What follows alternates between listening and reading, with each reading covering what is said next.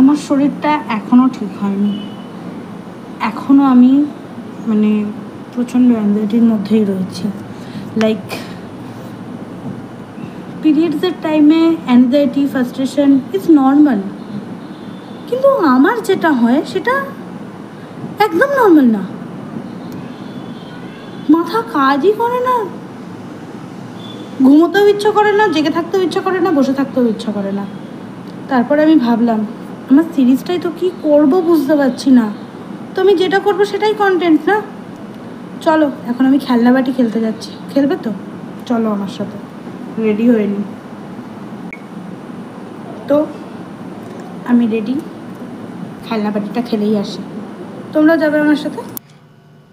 আসল ব্যাপারটা হচ্ছে এই জিনিসটাতে রান্না করব বলেই আমি ছুটে ছুটে গিয়েছিলাম। আমার যে এত মজা লাগছিল কি বলবো। আর রান্নাটা করেছিলাম পনিরের তরকারি। খেতে কেমন হয়েছিল আমি জানি না, কারণ আজ একাদশী, তেল ফোড়ন দেওয়া তরকারি আজ আমি খাবো না। তো যাই হোক, বাড়িতে এসে তাই জন্য আমি সব রকম সবজি দিয়ে ডালিয়া সেদ্ধ করা খাচ্ছিলাম।